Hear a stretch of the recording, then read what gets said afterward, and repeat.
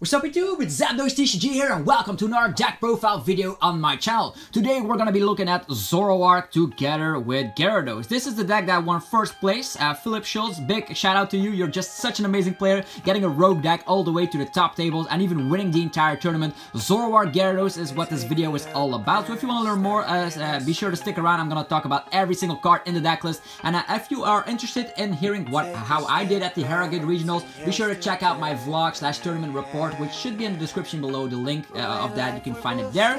And yeah, without further ado, let's go into another Zoroark list. So Philip Schulz is one of the best players around, and he's playing Zoroark. And as you know, Zoroark, every Zoroark list almost runs 4-4 line of Zoroark. Zoroark is dominating in the expanded format, but also in the standard format.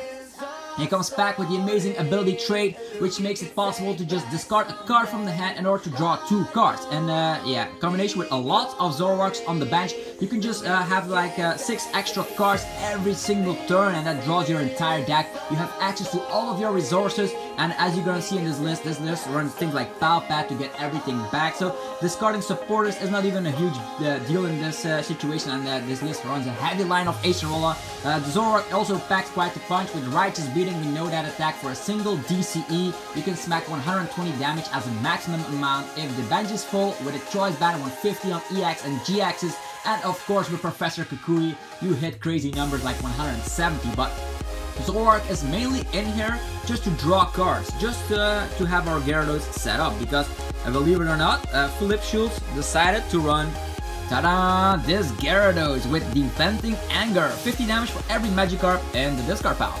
Why is this good? Well, not only is Gyarados the ultimate Blacephalon destroyer, it also can destroy things like Gardevoir and all that good stuff, because as you believe it or not, Gyarados can pack a maximum damage in this deck of 250 damage. How is this possible? Well, first I'm gonna talk about, yeah, it's also for a DCE, just so crazy.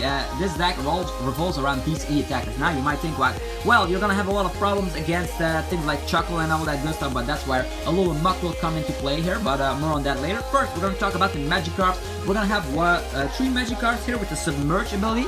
I think this is a very great Magikarp because it prevents damage done to it if it's on the bench. That is things like Flying Flip, not affected.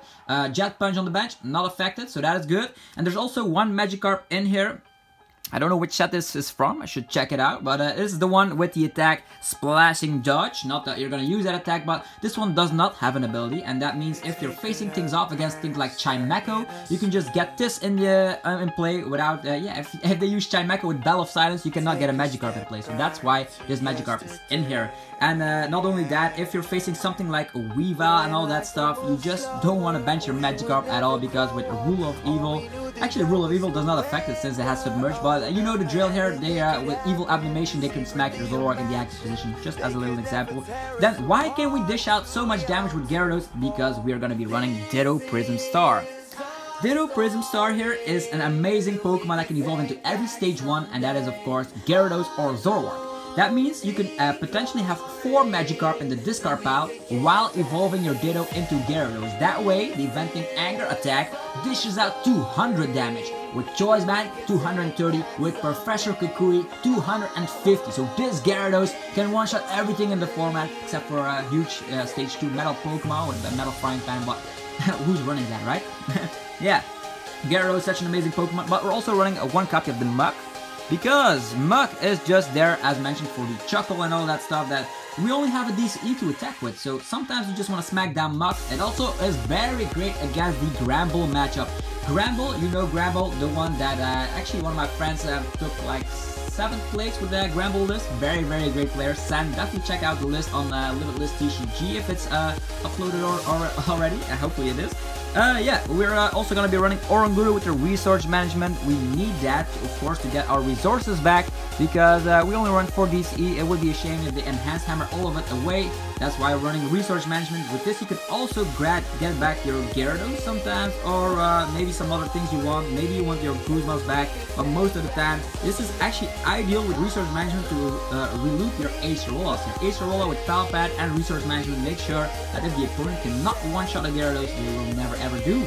Okay, then the last deck card is going to be Marshadow This Marshadow is just insane. With the let loose, you can win games with that. Let's say you have an amazing turn, you just use an elm, set up your entire bench, and then you smack down a let loose. Sometimes that is a win condition because some decks actually break. Definitely stage 2 decks that don't have a draw supporter early game will definitely lose thanks to a first turn Marshadow, but it's also great in the late game. It disrupts also hands like with Gramble where they have to like have 0 cards in the hand. Marshadow is good in lots of situations against Blacephalon. Let's say they are gonna have like lots of cards in the hands thanks to Heat Factory. Well, you can just use that let loose and make sure that your opponent is sometimes gonna break, but with that Heat Factory it's gonna be a little bit of a problem because you cannot Field Blow it away. There's not a stadium card in this list, which might sound very strange because yeah, we are gonna have huge damage with the Shrine of Punishment, but we have a non-GX attacker in the name of Gyarados.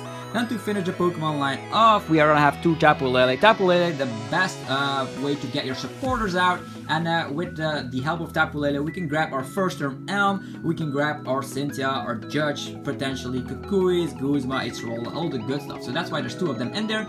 Also, Tapu Lele sometimes can attack with the Energy Drive attack. 20 damage for every energy attached to both active Pokemon. So with a DC, that's already 40 damage, one-shotting a Ditto, just saying. So this is the main Pokemon lines here, so now we're gonna go over to the supporters.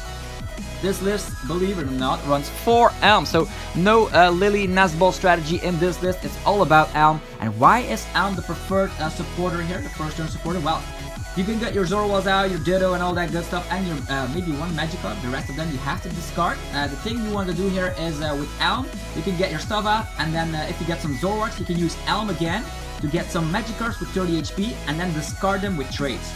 That is just fantastic. You can just trade those Magikarps away or use Ultra Ball or the Mysterious Treasure which is in here to get lots of Magikarp in the discard pile. And as soon as you have like 3 of them in the discard pile, Gyarados will be dishing out 150 with a Choice Band 180. So things like Rayquaza will go down. Blacephalon definitely goes down thanks to the weakness. Everything with 180 HP goes down. With Kukui, that's 200. That is territory of Alolan Ninetales GX, Zoroark-GX, Sylveon GX, all that good stuff. Even though we don't have like, do we have a good matchup against Sylveon? Well, the only thing you have to do here is be careful of your attachment. Just get your Magikarps in the discard pile safely, and out of nowhere with 1 DCE, Sylveon will be gone. They might be running bodybuilding dumbbells, which might leave things awkward. Well, then you just have to evolve your Ditto into the Gyarados, and then you'll be fine. Okay, next up, the supporters, the draw supporters. There's going to be 2 copies of Cynthia in here. Cynthia is just the universal draw supporter. Shuffle your hand to your deck, drawing 2 cards. Very, very nice. And there's going to be 2 copies of Judge as well. I'm just gonna lay those Judge over here because otherwise we won't have room for everything in this playmat here. So Judge, just as mentioned, you have Marshadow and you have Judge. Disrupting the opponent's hand is huge in a lot of matchups, and it will win you games. They're definitely in a format where there are a lot of stage 2 decks. Think about Gardevoir GX. Think about Solgaleo GX, think about the Decidueye GX. Lots of decks run, of course, those stage 2 Pokemon, and then sometimes they use Beacon and get Pokemon in the hand. Well, we can judge them and disrupt them and then take over from there. Then 1 copy of the Tate and Liza. You might question why Tate and Liza and not a 3rd Cynthia. Well, Gyarados has a crazy retreat cost. I think it was a 4 retreat cost. You want to get that out of the active position if you don't have an energy, or if you want to just retreat your Muk. Muk also has a 4 retreat cost. So Tate and Liza has also a switching option, but also giving us the draw support. Then 2 copies of Professor Kukui. Professor Kukui can get you the extra 20 damage. Let's just focus on the card. There we go. Professor Kukui. 20 extra damage, as mentioned, helps with the numbers. Helps Zoroark hit 170. Helps Gyarados hit those numbers like 170. Or with the Choice Band together, 200. Or, of course, with 4 Magikarp in the discard pile, to 20. So, Professor Kukui, very, very great card in this list. Then, 3 copies of Guzma. You need your Guzmas because you want to destroy everything. The thing you want to do here is use Guzma, target something with Gyarados, smack it down, because they're going to have a hard time dealing with a 150 HP Pokemon that is weak to Lightning. Believe it or not a lot of great things are in the Lightning format, are actually in the format right now. In February, we will get Zapdos and Jolteon and all that good stuff. But for now, Gyarados is in a good position if we talk about weakness. Then, 3 copies of Acerola. Acerola is just key in this deck because if they cannot one-shot Gyarados, put it back in the hand, promote something, evolve another Gyarados, bam, you smack again. So you can loop your Gyaradoses. Well, you can also put back the Acerolas back with Pelpat. And not only that, we're gonna get our Zoroarks out, set them up, and we are definitely gonna be using Acerola to get rid of the Shrine damage. Sometimes Shrine just kicks in too much, and then we use Acerola, put one back in the hand. That's how it goes. Acerola is also a nice way to retreat if they like use Enhanced Hammer and your Gyarados gets smacked. You can use Acerola and then it's out of the active position if you don't draw into your DCE. That way you can save a Gyarados. Next to the item card, 4 Ultra Ball. Yeah, that's right. 4 Ultra Ball in every Zoroark list. That way you can grab your first turn out with Tapu Lele.